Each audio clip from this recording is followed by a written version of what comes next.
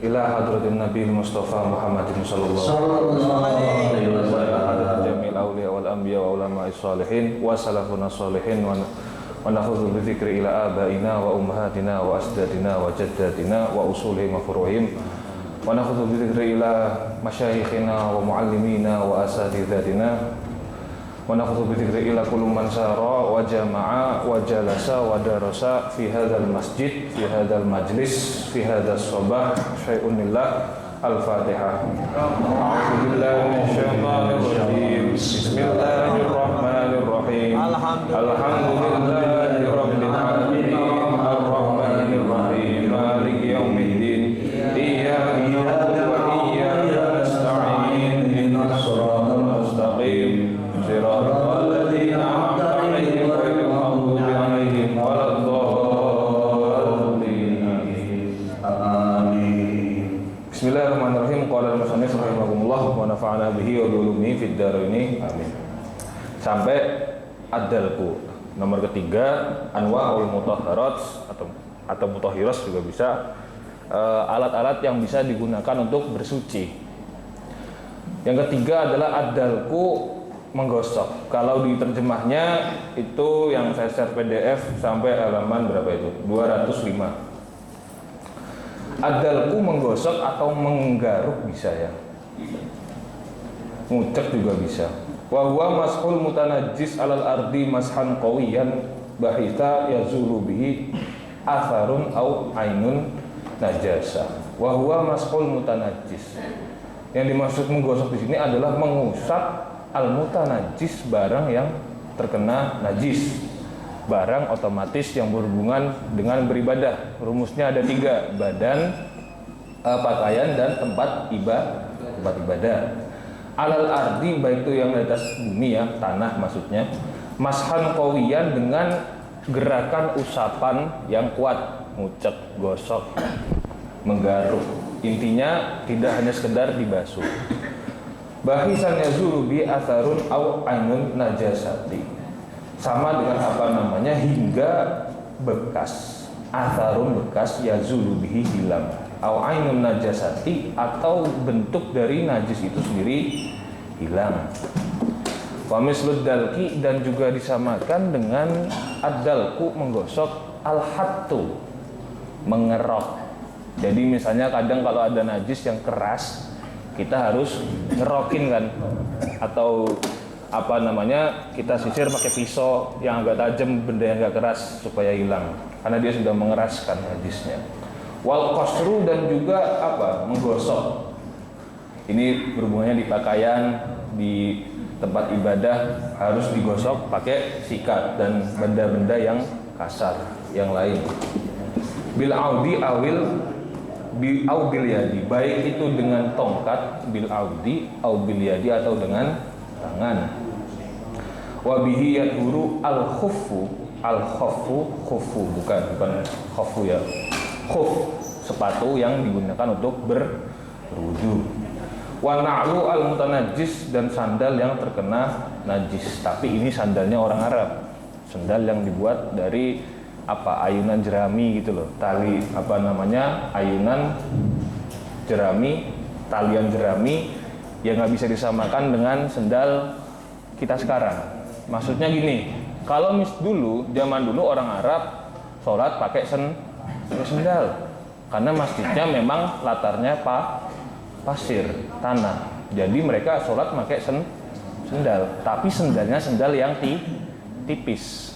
Kalau mau seperti itu bisa, tapi pakai sandal hotel. Tahu kan jenis sandal hotel kan, dia slop terus tipis. Nah itu bisa itu. Jadi kalau misalnya nanti kita lihat di Masjidil Haram atau di masjid-masjid luar negeri lainnya, bahkan nggak jauh-jauh, mungkin di Thailand atau mungkin di Singapura, banyak orang yang sholat pakai sendal atau sepatu yang tipis. Nggak masalah, jangan langsung diharamkan atau bilang itu tidak memuliakan masjid, karena memang ada sejarahnya itu. Binajasatin zata jirmin. Apa sih kategori najis yang harus sampai digosok? Kategori najis seperti apa yang harus sampai Iya, apa namanya, pembersihannya harus dengan cara digosok. Karena digosok itu spesial ya. Maksudnya kita kan mengerahkan tenaga ekstra untuk menggosoknya sampai hilang. Zat jirmin intinya adalah zat najis yang memiliki bentuk dapat dilihat. Kurang kencang. Oh, kurang kencang ya. Mik.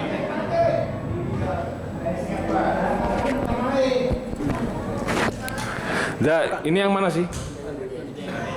Nah. Pakai yang yang satunya.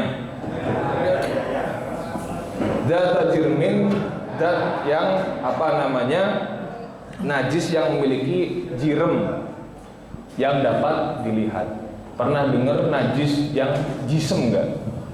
Jismun kan artinya badan. Maksudnya najisnya berbentuk. Kalau zatu jirmin, najisnya dapat dilihat, beda. Jaroma dan jasama beda. Sawaun akanat jafatan au rubbatan. Baik apa namanya, najisnya itu jafatan, kering. Jadi najisnya sudah mengering, menempel di pakaian, tempat dan lain-lain. Au rubbatan atau basah seperti itu. Wa yulahadu anna sumulal jirmi ar-rutabi wa huwa al-asahul mutar wa lail fatwa li umumil balwa. Apakah yang dimaksud jirmu? Wal jirmu kullu ma yura ba'dal jifafi kal ghaiti war rausi wad dami wal mani wal bauli wal khamri. Kullu ma yura adalah najis yang berjirim. Kullu ma yura, setiap barang yang mencakup ba'dal jifafi, setelah keringnya, apa namanya, ada sesuatu yang masih dapat dilihat, mencakup mayuro dapat dilihat ba'dal jifafi, bahkan setelah najisnya sudah kering. Jadi ya setelah kita keringkan, mohon maaf, seperti misalnya ada tai kucing dan lain-lain, setelah kering kan najisnya masih dapat dilihat. Itu maksudnya definisi yang paling gampang. Ba'dal jifafi, setelah keringnya. Kalau ghaiti seperti ya tai warosi dan tai, beda. Ghaitun, tainya masih basah. Rausun, tainya sudah mengering, udah nggak kayak bentuk kotoran seperti itu. Wadami, dan darah. Wal mani, dan mani. Wal bauli, dan apa namanya, air seni. Wal khamri, dan arak. Loh, bukannya tadi katanya sudah kering? Itu kan air kan, mulai dari apa tadi, damun, darah, sampai khomer. Darah, mani, baul atau air seni, dan khomer ketika sudah kering pasti akan meninggalkan bekas. Itu bekasnya itu juga masih dianggap najis, akan tetapi najisnya inilah yang disebut dengan jirmun. Nah itu alladzi asabahu turabun, yang telah terkena debu. Khomer yang telah terkena debu. Wa yulahadu anna shumulal jirmi arutabu, dan juga ada apa namanya, perlu diperhatikan bahwasanya yang basah pun, najis yang basah itu juga termasuk kategori najis al-jirm. Wa huwal asahul mukhtar, dan ini merupakan pendapat yang paling sahih. Asah paling sahih. Al-mukhtar adalah pendapat yang paling relevan, yang kemudian dipilih di antara kedua ulama. Beda gini, asah itu pendapat yang telah disaring, difilter, dijamin dia paling baik, paling sahih. Jadi yang tidak sahih sudah disaring ya, sudah difilter.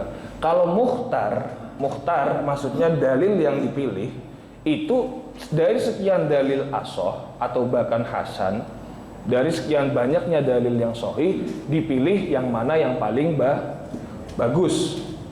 Beda asah dan mukhtar sedikit saja. Wa alaihil fatwa li umumil balwa, dan karenanya itu ketentuan mengenai jirem ini tadi, itu dari mana sih asalnya jirem? Nggak ada kan di hadis kan? Nah itu maksud saya, kenapa kok ulama repot-repot membahas jirem? Li umumil balwa, karena sering terjadi. Umumul balwa itu merupakan istilah yang digunakan oleh apa namanya, Rasulullah ya. Artinya sering terjadi, sudah menjadi kebiasaan. Apa namanya? Wahwa walaitlaqi hadisin Nabi sallallahu alaihi wasallam, dan juga memang karena apa namanya ada terdapat di dalam hadis Nabi Muhammad sallallahu alaihi wasallam. Idza jaa ahadukumul masjida, ketika salah satu dari kalian mendatangi masjid, falyuqallib na'laihi wal yanzur fihi, maka hendaknya baliklah sendal kalian bagian bawahnya, wal yanzur fihi, dan lihatlah di dalamnya. Fa in ra'a khabasan adzaqa aw qadaran, barang siapa yang melihat kotoran, falyamsahu sah bisa bil ardi, maka hendaknya usaplah, gosoklah, bersihkanlah dengan tanah, digesekin ke tanah kan, karena dulu jadi bukan digebyur, bukan gebyur dengan air sandalnya, kita gesekin ke tanah, kayak sepatu aja kena lumpur pasti tinggal digesekin. Summa la yusalli fiha, maka kemudian kamu sholatlah menggunakan sendal yang sudah digesekkan tersebut. Prakteknya maksudnya kayak gitu. Nah, kenapa tadi saya bilang jirem itu tidak ada istilahnya? Ya karena memang di hadis ini Nabi tidak sama sekali tidak menyebutkan kata jirmun. Akhirnya di apa namanya yang menggunakan ini adalah, yang membuat istilah ini adalah ulama sendiri, tapi masih ada dasar hadisnya itu. Fa idza lam takunin najasatu dzata jirmin, kalau najisnya enggak bersifat jirem gimana tats? Najisnya enggak bisa dilihat. Fa yajibu ghusluha salasa marratin bil ma'i. Ini yang paling aman ya, yang paling standar. Jadi kalau sampai tanya bagaimana cara membersihkan najis yang paling aman, ya digebyur 3 kali pakai air. Seluruh mazhab menganggap kalau sudah seperti itu paling aman, mengecualikan konteks membersihkan hadis anjing. Kalau anjing kan harus 7 kali. Tapi kalau misalnya najis yang biasa, entah itu kotoran apapun, 3 kali itu sudah dianggap aman. Misalnya kita bersihin, kita gebyur, kita pel, bilas, bersihin, gebyur, bilas 3 kali kan itu udah. Walau ba'dal jifafi, bahkan setelah apa? Setelah sudah kering pun lebih baik kita bilas lagi, karena najisnya tidak dapat dilihat, susah. Wa itlaqu fi kulli marratin hatta yanqati'a at-taqattur, dan apa namanya ditinggalkan ya, maksudnya ditinggalkan itu sengaja kita ciprati air, nyari aman aja lah. Wa tadabu an-nadawatu minal khuffi wala yustaratu al yabisu. Nah, kalau ini najisnya menempel di sendal kulit, ya. Wah, udah mau bagus. Apa? Hah? Ya, apa tadi? Watasabu an-nadawatu minal khuffi, dan najis yang masih basah dari sendal. Wala yustaratu al yabisu, kalau khufnya itu terkena najis yang basah, harus najis yang basah ini, contohnya misalnya terkena air kotoran ya, genangan kotoran sapi kayak apa-apa terkena di sandal, dia harus benar-benar sampai hilang. Wala yustaratu al yabisu, asalkan najis yang lengket basah tadi sudah hilang, maka tidak usah dijemur seperti itu. Wa qala tarul ulama yadhuru an-na'lu bidalki ya bisa. Mayoritas ulama berpendapat bahwa yadhuru dapat menjadi suci an-na'lu sendal bidalki disebabkan dengan menggosok, dengan tadi menggosok, mengeruk ya bisan sampai ke kering. La rutoban, tidak harus dibasahkan. Lianna Aisyah kanat, karena dulu pernah ada riwayat Sayyidah Aisyah itu kanat tafrukul maniyya min saubi Rasulillah sallallahu alaihi wasallam, pernah menggosok, mengeruk, menggaruk bekas air mani min saubi Rasulillah sallallahu alaihi wasallam, dari pakaiannya Rasulullah sallallahu alaihi wasallam, idza kana yabisan, apabila air maninya tersebut kering, sudah mengering, cukup digosok. Kalau basah maka harus dibasuh, dicuci dengan air, itu maksudnya. Wa taghsuluhu idza kana rutaban, dan dibasuh apabila basah. Wa qala Syafi'i wa Muhammad, dan berkata Imam Syafi'i dan Imam Muhammad ibnu Hasan. Yang dimaksud Muhammad di sini adalah Muhammad ibnu Hasan. Ini nanti yang menunjukkan perbedaan mazhab Syafi'i kalau dalam masalah wudu atau dalam masalah najis, ya, enggak toharoh. Intinya dalam toharoh Syafi'i itu termasuk yang paling hati-hati. Yang saya sebutkan sebelumnya, mulai dari adalku definisi awal sampai barusan, itu merupakan definisi atau tata cara pembersihan najis menurut mazhab yang lain, Hanafiyah, Hambali, dan Malikiyah. Karena memang yang punya rukun adalku itu ketiga mazhab lain tersebut. Kita dalam wudu kan tidak diwajibkan untuk menggosok. Kalau Malikiyah wajib menggosok, harus digosok-gosok tangan dan anggota wudunya. Imam Syafi'i dan Imam Muhammad berpendapat layat guru an-na'lu bidalki. Tidak cukup sendal itu dapat menjadi suci disebabkan hanya sekedar digosok. La rutaban wala yabisan, tidak juga ketika basah dan juga tidak ketika kering. Kenapa? Inilah perbedaan mazhab kita dengan yang lain. Dengerin. Mazhab Syafi'i itu merupakan mazhab yang paling ilmiah. Satu, ilmiah. Kalau Hanafi mazhab yang paling logis. Beda ya, ilmiah dengan logis beda. Logis itu menggunakan daya pikir akal. Kalau ilmiah ada pembuktian secara ilmiah. Karena Imam Syafi'i tahu li'anna najasata tadakhalat fil khuffi. Najis itu akan masuk meresap ke dalam sendal tersebut. Itu partikel najis akan bersatu dengan partikel sendal tersebut. Tadakhalaha fis saubi wal badani, dan juga akan masuk baik di pakaian ataupun di badan. Najis kalau yang basah pasti punya sifat menyerap. Nah, itulah kehati-hatian dan termasuk kelebihan dari mazhab Imam Syafi'iyah. Sangat hati-hati. Ini luar ya, soal luar ini. Luar dalam, wah repot ya kan. 3 mic ya. Wa qala al-Hanabilah, dan berkata Imam Hambali, yufa bidalki an yasirin najasati. Akan tetapi diampuni,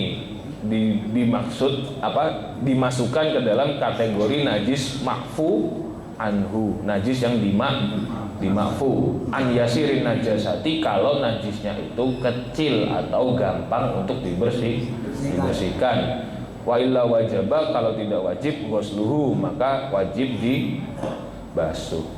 Berarti dari ketiga mazhab ini bisa kita simpulkan bahwasanya yang 3 ini membolehkan adalku, yang 1 tidak membolehkan atau tidak mensyariatkan. Yang 3 boleh menggosok atau menganjurkan untuk menggosok dalam menggunakan najis, sementara Imam Syafi'i tidak wajibkan. Inilah uniknya mazhab. Padahal Imam Syafi'i itu merupakan muridnya Imam Maliki. Biasanya kalau kita sebagai murid pasti akan patuh kepada gurunya atau ngikut-ngikutlah, nyari aman, ikut-ikut pendapat gurunya. Tapi kalau dalam konteks keilmuan fikih atau keilmuan Islam nggak bisa. Gurunya didebat habis-habisan zaman dulu itu. Dan sama-sama menghormati dalam tatarannya, karena memang punya pendapat ro'yun, dalil masing-masing. Imam Hambali itu kan muridnya Imam Syafi'i. Kenyataannya Imam Hambali juga sama-sama berbeda pendapat dengan Imam Syafi'i. Inilah, tapi masih akur ya. Ini saya contohkan akurnya ya. Jadi kalau Imam Syafi'i wudu di depan Imam Malik, sengaja tuh ditambahin gosok. Paham? Kita kan wudu nggak usah harus ngegosok sampai kuat gitu kan. Yaudah cukup dibasuh. Tapi kalau ketika main ke Madinah, Imam Malik, Imam Syafi'i ngormatin Imam Malik, wudunya menambahkan dengan digosok. Karena yang disyariatkan oleh mazhab Malikiyah kan digosok. Itu khusus ya, perlakuan khusus penghormatan dari Imam Syafi'i terhadap gurunya. Sama aja kalau misalnya gini, kalau misalnya kita berbeda pendapat nih, Muhammadiyah atau NU dalam taraweh, kita orang NU atau kita orang Muhammadiyah, ya udah, ketika kalau kita mau menghargai orang atau menghargai pendapat yang berbeda, bukan dengan cara kita melaksanakannya sendiri-sendiri. Kalau saya main ke Masjid Muhammadiyah, dia kan nggak kunut, ya udah saya ikutin saja, nggak kunut, begitu. Untuk saat itu saja, sekedar menghormati. Karena Imam Syafi'i dulu juga ketika main ke Imam Malik tidak kunut. Apalagi Imam Hanafi ya, ketika itu tidak kunut, untuk sekedar menghormati beliau. Berbeda pendapat, ya, tapi menghormati tetap harus, menghargai perbedaan pendapat tetap harus, seperti itu. Saya kurang masih lama ya? Apa udah nih? Pak, udah, cukup. Oh, cukup. Nah, apa ada yang mau tanya? Satu pertanyaan aja ya. Monggo. Barangkali. Silakan, yang nanya silakan. Baru satu pasal ya, nggak masalah. Yang mau tanya silakan.